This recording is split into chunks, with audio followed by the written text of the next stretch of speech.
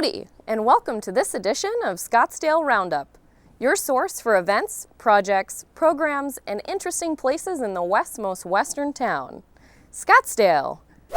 In this edition, we'll see how Beneficial Beans and the Scottsdale Library has teamed up for a winning combination. Check out the evolution of the Scottsdale Police Department, easy ways to keep your pet from offending your friends, and the little-known story of Scottsdale's own Loch Ness monster. So grab your saddle horns and hang on, it's time for Scottsdale Roundup. Yeehaw! A good book and a good cup of your favorite coffee is a natural combination for a relaxing time. The Southwest Autism Research and Resource Center has teamed up with the Scottsdale Civic Center Library to combine books and a cup of joe through Beneficial Beans. It's a coffee cafe located in the library offering patrons delicious coffee and adults with autism a chance to work for Beneficial Beans. Carol DeMasso fills us in. Hi, I'm Carol DeMasso, and I'm the Library Director for the Scottsdale Public Library. We had a renovation over the last several months at the Civic Center Library, which is our main library, and we totally remodeled the lobby. We brought in automated return machines so that you can return your materials and have a receipt. We've furnished the lobby very comfortably, large leather furniture so that you can come and sit and relax. We've totally remodeled our library shop. We have two shops side by side with materials for sale. Remodeled the whole area for computer usage for the public access computers. Next to our lobby, we've had a partnership so that we've installed a cafe. Beneficial Beans Cafe is our new coffee cafe that we've partnered with SARC, Southwest Autism Research and Resource Center. SARC is an Arizona nonprofit. Our mission is to advance research and provide a lifetime of support to individuals with autism and their families. 2 years ago, we opened a vocational and life skills academy for our teens and adults. And why this is important is that 85% of those with a diagnosis of autism are under the age of 22. So in the next decade, we're going to see hundreds of thousands of our children becoming adults. And we need to have those skills and opportunities for those individuals to be able to become members of our society, contributing members of our society. Beneficial Beans is part of our entrepreneurial center. We were approached a few years ago by one of our partners, one of our employment partners, Matador Coffee Roasting Company, and they asked us the question of whether or not we would be interested in having our own blend of coffee. Well, that's when Beneficial Beans was born. Adults with autism work at roasting, packaging, and labeling this coffee. And today, they're helping out in our cafe. So they're learning to be trained and working at a cafe. And we're also employing some of our adults with autism in the cafe. Well, we have a wonderful offering of espresso drinks. My favorite is the honey vanilla latte. We have smoothies. We have baked goods. Muffins and cookies that have been provided by one of our adults with autism. And also in the future, we're going to be providing some of our gourmet soups and granola and some other lunch offerings. It's just a wonderful place to come. We have a large screen television there so that you can watch the day's news events, have a cup of coffee, read your materials in the library, and just relax in our atmosphere here. I'd like to share a success story about Matt. Matt was involved with our Culinary Works program a few years ago. He is a bright 28-year-old man that is a talented artist and a great baker. He was so inspired after going through our Culinary Works program at SARC that we wanted him to be able to move on, and we were able to partner him with a pastry chef in town. And through that training, we were able to arrange an internship at Urban Cookie. While he was at Urban Cookie, he developed his root beer float cupcake, which was a huge success, and they ended up selling it at Urban Cookie. Well, today he is selling and making all of the baked goods for our cafe. And his new business is called the Stuttering King Bakery, and he's making delicious banana chocolate chip muffins, chocolate chip cookies, snickerdoodles. So we're all gaining weight, but loving it because we're supporting Matt in his wonderful success.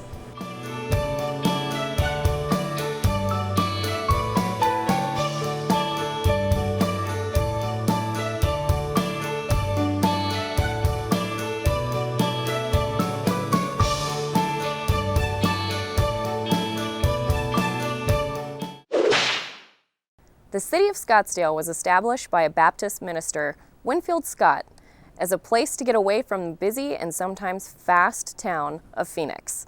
But as Scottsdale grew, it needed someone to help keep the peace of this sleepy town. Public Information Officer Chris Fasal takes us on a tour of the Public Safety Museum located in police headquarters that tracks the history of Scottsdale's finest. Hi, I'm Chris Fasal. I'm the Community Liaison Officer for Scottsdale Police Department, and we're standing here in our headquarters building at 8401 East Indian School. This building houses both the fire and the police administrations, and so we call this our public safety building. And today we're going to talk about our museum project. The museum project was inspired by Chief Alan Rodbell, who is our current police chief. He had a vision of being able to share some of our history, our long and rich history of 50 years. In some places that's pretty short. So the chief partnered with our CIPAS organization, which is the Citizens Police Academy Alumni of Scottsdale, to support and fund this wonderful museum that we've been working on for about 3.5 years now. We were fortunate enough to have 2 volunteers that came in. One is a museum curator from Michigan who's retired, and they retired to Scottsdale, and her husband, Jack, Linda and Jack, who is a retired GM engineer, and they have been instrumental in getting this museum to the way it is today. The museum houses several different exhibits, all encompassing different units within the department. Some of the unique experiences and exhibits that you can see here is our old western town. That will showcase our history, our 50-year history, from Red Cooper all the way to when we became a police agency through Chief Nemitz in 1963. There's also a laboratory that will teach children how to identify fingerprints, footprints. We have displays of old cameras. We have a display that showcases what a blacklight does with fingerprints. We have the bike unit, the mounted unit, and of course our SWAT unit, all unique in their own special way. Things that I think you and your children and your relatives, friends, will be all interested in seeing. We're standing in Scottsdale's most western town in our museum area, and we start with Henry Red Cooper, who was the first town marshal of Scottsdale in the 1950s. So what do the town marshals and the Scottsdale Police Department have in common today? Horses. Today, we have one of the finest world-renowned mounted units in the country. And they patrol several areas within our city. They work at special events like the Open or Barrett-Jackson. They do crowd control, and they patrol our downtown area. So we learn from our past, we move forward, and we continue to grow. And that's just one example of some of the things in this museum that shows the history of the department from the 50s all the way to today.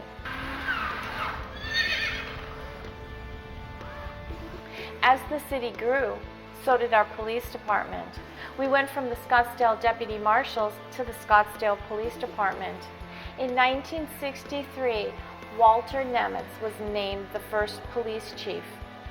At that time, many more things were added to the department, including photo radar, other areas, parking control, detectives divisions. The department grew as the city grew. As the needs of public safety grew, so did the Scottsdale Police Department. Advances in technology has really helped the Scottsdale Police Department solve many crimes. Everyone knows of CSI. Well, at Scottsdale Police Department, we have a crime lab. And some of the instruments and tools and powders and things that we use to lift fingerprints at crime scenes are here in this case. This showcases some of the equipment that the CSI employees use. Some of the cameras that you see behind me were used from the 1920s all the way to today. And we've gone from film to digital. The purpose of the Scottsdale Police Museum is to educate our children and our residents about what policing is all about. We want to showcase all our units here, and you've only seen a small sampling of what we have at the museum. We hope that you come here to visit us and that you understand that this is part of history, and that's why we're doing this. This is a time in history, a time now, from the past to the future, and we want you to be part of it. Currently, the tours can be self-guided at our headquarters building Monday through Friday, 8 to 5. After the first of the year, we hope to have tours and docents here to assist you in educating you about every display that's here at the Scottsdale Police Department. For more information, you can contact me, Chris Fasal, at 480-312-1922. Thanks for joining us today, and I hope you enjoyed the tour of the Scottsdale Police Museum. So, your dog decides the best way to show their love for you is by rolling around in something extremely aromatic. Don't bother dragging out the rags, the buckets, the shampoo, and the hose, not to mention chasing Fido around the yard for his bath. Take Fido to Wagon Wash, a new Scottsdale business where they provide all the materials for a do-it-yourself dog wash, or they'll do the work for you. Let's meet the owner. The concept of Wagon Wash is we're a health food store for dogs and cats. We also supply full-service grooming. We have a biscuit bakery with homemade dog biscuits that we make in-house here at the shop. I have a full-service and self-service wash station where you can come in, wash your own dog. We supply you with everything. We also have a ton of amazing food, treats, collars, toys, leashes, beds, tags. We do it all here. We're a one-stop shop for your dogs and cats. All right, the dog treat bakery is something that we've perfected over years of testing. Believe me, it's taken a while, and it's always evolving. I've got 12 amazing different types of dog treats and biscuits. I've got homemade treats. We do birthday cakes, we do birthday bones, we do cannolis, we do all kinds of specialty treats as well. So they're all incredibly healthy and very good for the animal. We offer pro-grooming, full service grooming. This is with our professional groomers. We bathe the dog, we groom the dog, we do all different types of cuts specific to the breeds. The deal is, you bring your dog in, we supply you with everything. You get a bucket, such as this one right here. So we fill this up, we give you 2 towels and a washcloth. Washcloth, so when you go in to wash the dog, at the end of the wash, you take this, you wrap it around your finger, and you get in your dog's ear and you get all that nasty gunk out of the dog's ear, all that brown stuff. This takes care of that really well. In the magic bucket, we have all your brushes and combs. In this case, I'm gonna groom Gigi. We're gonna wash Gigi out. So you're only gonna need tools like this. This one's to scrub the dog down. This one's to brush the dog out. It's really, really easy to get any size dog into these tubs. We've got latches on the front here like this. We just open these up so you can get your dog in here. Okay, as you can see, this is a higher pressure water system that's coming out. The water, the temperature is set so you cannot burn your dog. You're not gonna have a cold wash either. It's a very pleasant temperature for your dog to get washed in. How we do this, I'm gonna turn it on to clean now and get the suds coming out. You can see the suds are coming out here. It's very quick. You can do this fast. You can bring down the whole family and do it. It's really, really easy, and it's fun too. If you have a big dog, or if you have a dog that tends to freak out and doesn't like this, we do have restraints so your dog won't jump out of the tub. I also offer smocks so you will not get soaking wet. I'm not wearing one right now because my dog's a little dog and she's pretty mellow. When we're done with this, I want to rinse off all the soap and shampoo. So I'm going to do that right now. This is actually a very calming, a very pleasing thing for your dog because it actually feels really good for them to get the dog wash. The drying can be a bit scary to them, but look, as long as you are there and you're with your dog, it's a very bonding experience. It's really, really nice to do this together. We're gonna dry my dog right now. It's very, very gentle. I turn these on. You go over the dog like this. The thing you gotta really be careful of when you are drying your dog, you do not wanna stick this too close to the rear end. It's just very uncomfortable, And the other thing is, you don't want to put it in the dog's ear. I don't think anybody would like any giant hunk of air blowing in your ear, unless it's your, significant other. Listen, the dog already is starting to feel really, really soft. As I do this, again, this is very therapeutic for the animal, very calming to the animal, and again, that has a lot to do with you and how you wash your dog and your whole energy, your whole vibe toward the dog. I know it sounds a little space-agey and weird, but look, your energy affects your dog. When you're drying out your dog and you're with your dog and you're talking to your dog, it's very soothing and calm. If you come in and you're freaked out and the dog's freaking out, you're gonna have a few missteps. Like dog pooping or peeing right on the dry station or on the floor. We'll get that, by the way. We'll clean that up. But unfortunately, things like that do happen. If your dog is a bit high-strung, it's really a good idea for you to soothe it and calm it like you would a baby, like a child. And these are your children. These are our children. We love them. They're our family members. So she's gonna let me know a lot of things. But as I dry her off, she knows she'll get to the end of this soon enough. I'm gonna brush her out a bit. I'm gonna spray her down with some really good smells. This is good enough. She's not quite 100% finished, but this is what I wanna show you. While we have the time. This is called a leave-in skin conditioner. I supply this for the people that come out and do the washes. The only one that doesn't get this is our basic wash. So you move up a little bit, you get a few more options. Come here, Gigi. This one, you spray her down. You can brush it in with your fingers. You can take your brush. You can really get her in here nice. And this you leave in the dog. It smells good. And it's gonna feel really good on the skin. It's gonna feel really good on the fur. And it's gonna feel really good on your hands as you pet the dog. The other thing we have here, this is our cologne, and we supply this to you when you come in and you do the wash. And it's up to you. If you don't wanna use it, you don't have to use any of this stuff. We just supply it for you. You don't need a lot of this stuff. A few squirts is great. The dog is gonna smell awesome and amazing. It's just more enhancing. It's like taking your dog out for a spa day. All right, listen, I want everybody to come on down to Wagon Wash.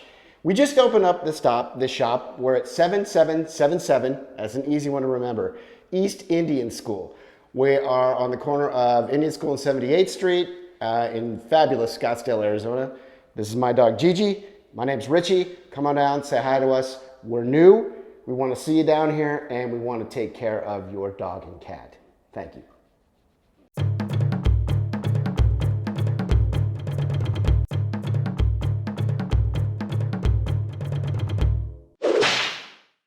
The Loch Ness Monster, Bigfoot, Chupacabra.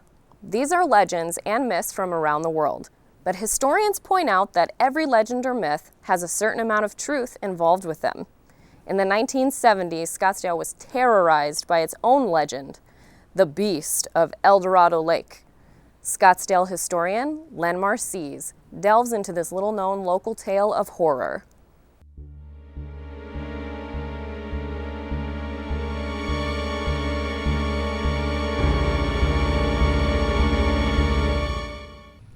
Welcome to the lake at Eldorado Park in beautiful Scottsdale, Arizona. Look at that calm, refreshing water in the middle of the Sonoran Desert. So peaceful, so refreshing. But what lies beneath the surface? What long-lost mystery lurks beneath the waves? Is there more than meets the eye to this particular pond? In 1970, Scottsdale's political and administrative leaders decided to develop a water feature here as part of a plan to create the nation's first urban campground facility, a place where city dwellers could camp out and enjoy the desert as well as a well-stocked fishing and swimming lake. Any survivor of an Arizona summer can appreciate the value of such an amenity. And so, a large depression was excavated in the spring of 1970. In a stroke of good luck, the creation of the lake began ahead of schedule when excess irrigation canal water was supplied by the Salt River Project. Local children, no respecters of public works departments or their dedication schedules, began to wade and swim in the lake as soon as the water began to flow, despite warnings from city officials that the water was unsafe and unsanitary. On April 16th of 1970, the unsettling truth about the unsafe nature of the lake emerged. Scottsdale residents were shocked to learn that Mayor Bud Tims was considering the exercise of his emergency powers under the city charter to bar public access to the lake because of reports regarding a 20-inch, quote, denizen of the deep, said to be terrorizing small ducks. As cited in the newspaper article, strange occurrences were happening in this lake.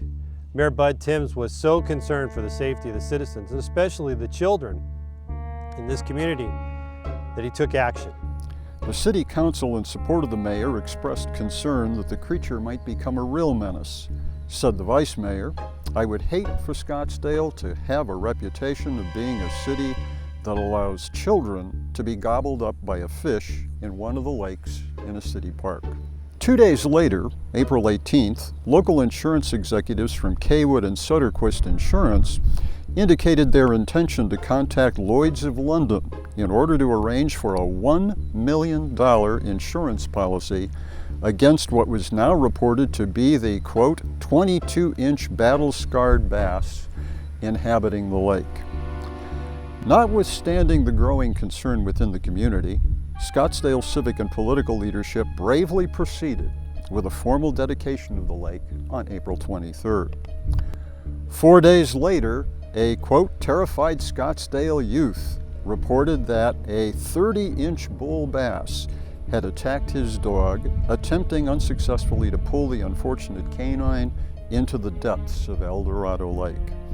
Later that same day, Scottsdale officials received advice from Scottish officials based on their experience with the Loch Ness monster. The advice? Keep youngsters under 6 years of age from the water's edge, particularly during fog and heavy rain.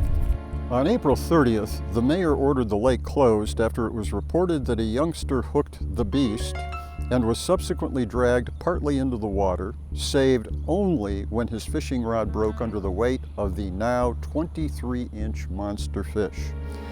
Apparently the creature, having been denied human fodder, had begun to shrink. Later that same day, a $1 donation campaign was begun to stop the fish, whose monstrous existence was theorized to be the possible result of Russian or communist experimentation with hormone warfare. On May 1st, a breakthrough occurred. The first photo of the monster appeared courtesy of Scottsdale resident Enoch Walkingstick, who claimed that he saw the huge fish enjoying a cigar after devouring a hapless swimming duck. A police volunteer diver donned scuba equipment, entered the lake, but beat a prompt retreat when confronted by the 24-inch creature. Concerned with the report that the beast was again growing, the mayor ordered that every effort be made to, quote, catch the monster. Sometime between May 1st and May 3rd, the city administration and local Kiwanians, desperate to stem a growing threat to local tourism, turned to their last line of defense, sponsoring a fishing derby for local children to capture the rampaging beast, now reported by the mayor to be 33 inches long. Clearly, the Russian hormone plot was succeeding. On May 3rd, noted Loch Ness monster authority Sir Angus McFergus arrived in Scottsdale. He suggested providing the now 35-inch monster with a cow to eat. Acknowledging that throwing a Black Angus in the lake was not a good idea in the West's most western town, Sir Angus retreated from his advice and suggested perhaps a dog or a cat might make a suitable lake warming gift.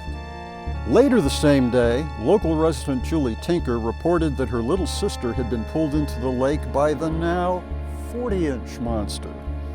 The younger Tinker avoided a horrible end when she stubbornly held onto a stump on the lakeshore. And so, on Saturday, May 4th, the confrontation of man and beast, well, kid and beast, took place. 150 youngsters armed with rods, reels, worms, minnows, spinners, cheese, salmon eggs, and the eternally optimistic courage of callow youth came to hunt the stogie-chomping subsurface menace. Bluegills, bass, and frogs were taken that day, but the largest trophy appears to have been a 6-inch bass. Doubtless, larger fish had become victims of the monster. Perhaps the fishing derby was an effective countermeasure. The monster has not been seen since. Some believe that it entered the irrigation laterals in Scottsdale and made its way to Buckeye. Others believe that it burrowed into the mud of this lake and has estivated for decades, awaiting the proper time to reappear. Perhaps Bill Murphy can provide some insights into this unsolved mystery. The fact of the matter was, this was a fish story. It was created by the Mayor's Office and members of the Parks and Recreation Department, as well as the Scottsdale Progress. It was to help promote the Scottsdale's Derby, fishing derby, which would be held here at Eldorado Park. There really never was a killer fish that we know of. Scottsdale residents with information regarding the beast should contact the Channel 11 staff at this number. No one seems to want to discuss this mysterious and unresolved case, which remains lurking, ever lurking, darkly in the depths of Eldorado.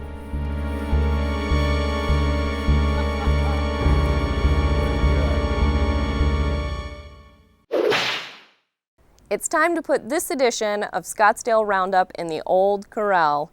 If you would like any follow-up information on anything you have seen here today, go to the city's website, www.scottsdaleaz.gov. Look for quick links on the left-hand side of the page and select Watch City Cable 11 and choose Content Pages. Scottsdale Roundup segments are also featured on YouTube under ScottsdaleAZ.gov. Don't forget to sign up as a subscriber. For Scottsdale Roundup, I'm Deidre Neitz. Thanks for watching.